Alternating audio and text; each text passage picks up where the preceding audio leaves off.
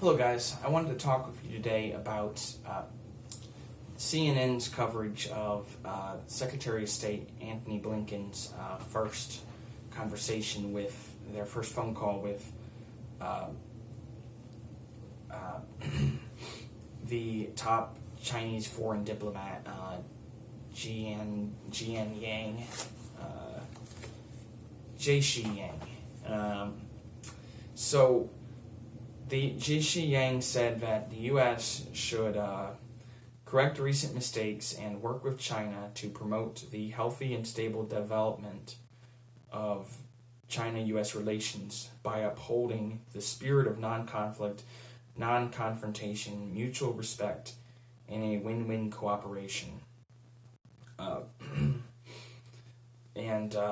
course, he would say something like that. Meanwhile, China is arresting journalists and shutting down protests all across Hong Kong, had been for the last 2 years, and they are continually pressuring Taiwan and making bold, aggressive statements against that nation, and of course not acknowledging them as anything other than a rogue province that needs to be brought back into the fold of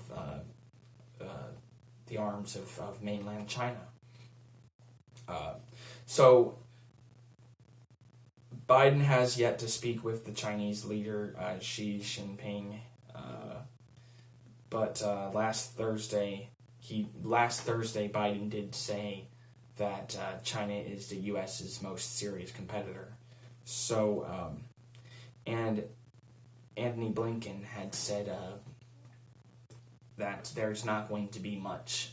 This isn't a direct quote, but the general vibe of what he was saying is that the United States isn't going to be changing its stance against China a whole lot, other than that they're going to be pushing for more unilateral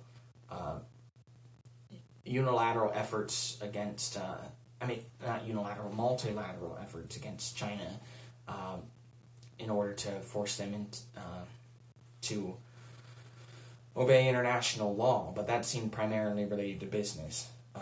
But they're not really changing their tune so much as far as revoking things that Trump had already done and his administration had already done. But what's fascinating to me is the phrasing from CNN. The way that they covered this, it's subtle, but there are some pieces missing in this puzzle. They give you a good portion of the information, but it comes off rather cold and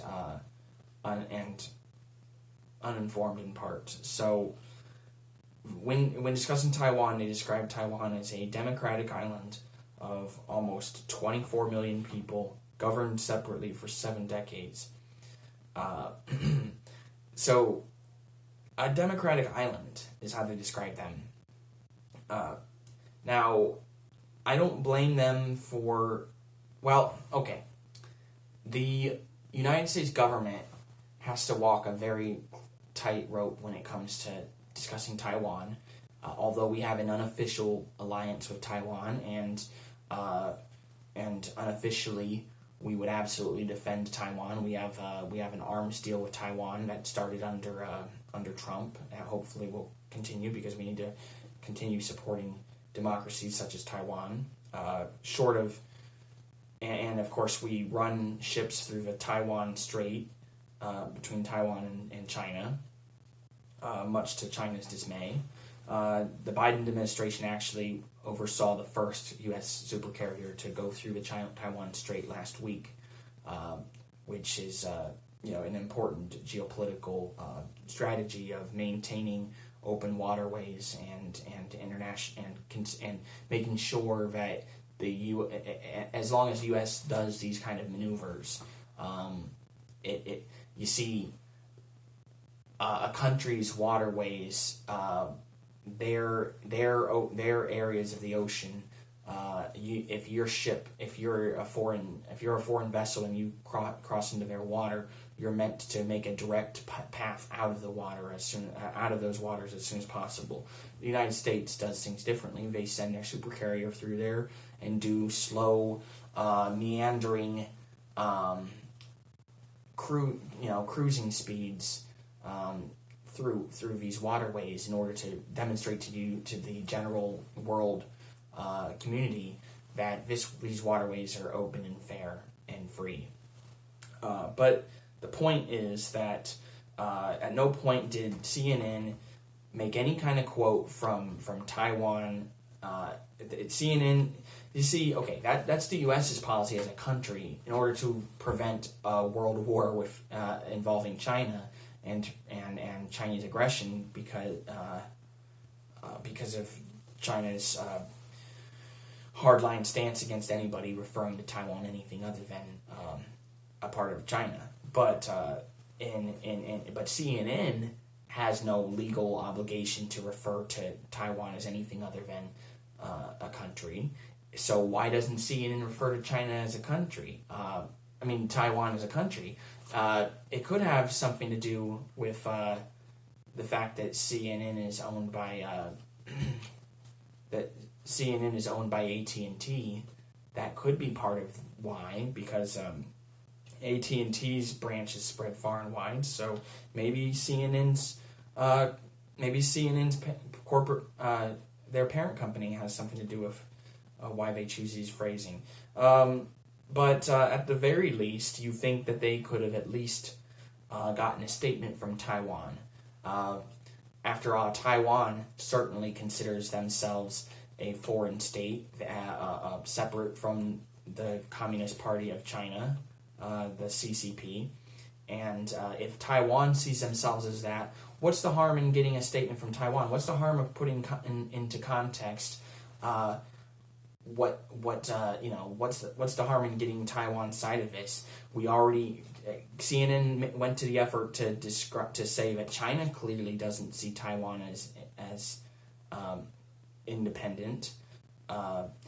They say that the global that many countries around the world argue this case, but they don't ever get a statement from Taiwan. So they dropped a ball by not getting by not bringing in any context from Taiwan and their perspective. If we're discussing Taiwan, let's discuss Taiwan and hear their side of the argument.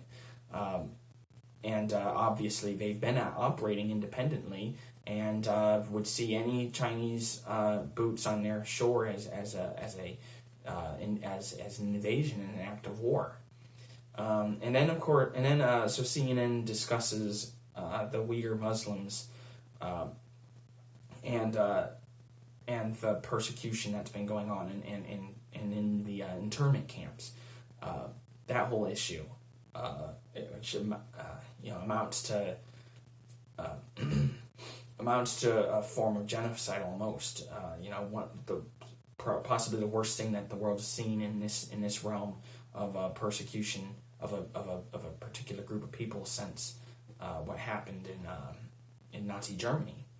So, but CNN quote.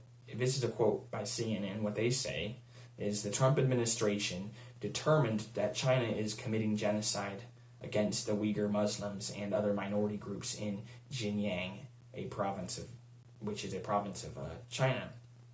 And they say that Blinken agrees with this statement. So